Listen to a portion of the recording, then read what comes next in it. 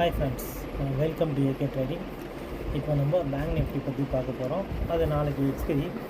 So புதன்கிழமை market லீவுங்கிறதுனால எக்ஸ்பிரியை டேட்டை change பண்ணி நாளைக்கு வச்சுருக்காங்க. ஸோ மார்க்கெட் எப்படி மூவ் ஆக போகுது அப்படிங்கிறத இன்றைக்கி பார்க்க போகிறோம். இன்றைக்கி மார்க்கெட் ஓப்பன் ஆனது 52,330, ஹை 52,662, லோ 51,154, மார்க்கெட் க்ளோஸ் வச்சுக்கிறது 52,455. இப்போ நம்ம சப்போர்ட் ரெசிஸ்டன்ஸ் எப்படி எடுக்க போகிறோங்கிறத அந்த கால்குலேஷன் படி பார்க்க போகிறோம். நம்ம ஆப்ஷன் செயினை ஓப்பன் பண்ணிக்கிறோம். ஆப்ஷன் செயினில் இன்றைக்கி நியர்பை ஸ்ட்ரைக்காக இருக்குது, இந்த மணி ஸ்ட்ரைக்காக இருக்குது 52,400 தான். இப்போ அதோட கால் அண்ட் புட்டை எடுக்க போகிறோம். இதோட கால் அண்ட் புட்டு கால் 282, புட்டு 129, டோட்டலாக ஒரு 411 பாயிண்ட்ஸ் மூவ்மெண்ட் இருக்க மாதிரி நமக்கு தெரியுது. அதை சப்போர்ட் ரெசிஸ்டன்ஸாக இப்போ பிரிக்க போகிறோம். சப்போர்ட் ரெசிஸ்டன்ஸ் மிட் பாயிண்ட் இது மூணாவும் பிரிக்க போகிறோம்.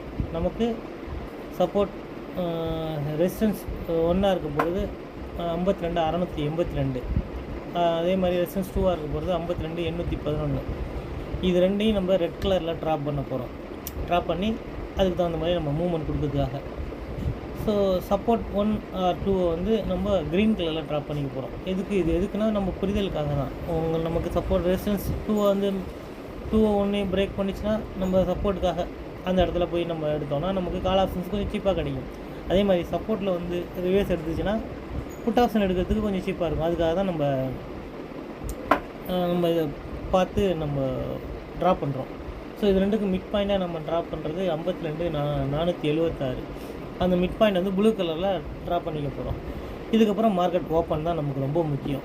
மார்க்கெட் எங்கே ஓப்பன் ஆகுது, நம்ம சப்போர்ட் ரெசிஸ்டன்ஸ் குள்ளர ஓப்பன் ஆகுதா, இல்லை சப்போர்ட் ரெசிஸ்டன்ஸ் தாண்டியோ அதுக்கு மேலேயோ ஓப்பன் ஆகுதா அப்படிங்கிறத பார்க்க போகிறோம். பார்த்துட்டு இது ரெண்டுக்கும் மிட் பாயிண்டாக இருக்குது, அதாவது மிட் பாயிண்ட்டுக்கு மேலே நம்மளோட ரெசிஸ்டன்ஸ் ஓப்பனுக்கு மேலே இருந்ததுன்னா ஃபர்தராக கால் சைட் புக் பண்ணிக்கலாம். அதில் கீழே அது நம்ம சப்போர்ட் ரெசிஸ்டன்ஸ் கீழே இருந்ததுன்னா ஓப்பனுக்கு கீழே, இது எல்லாத்துக்கும் கீழே இருந்துச்சுன்னா புட் சைடு மூவ் பண்ணிக்க வேண்டியது தான்.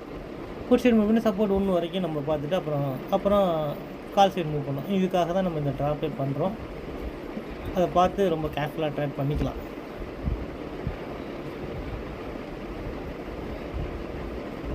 இப்போ சப்போர்ட் ரெசிஸ்டன்ஸ் ஃபுல்லாக வரைஞ்சாச்சு பார்த்துக்கோங்க.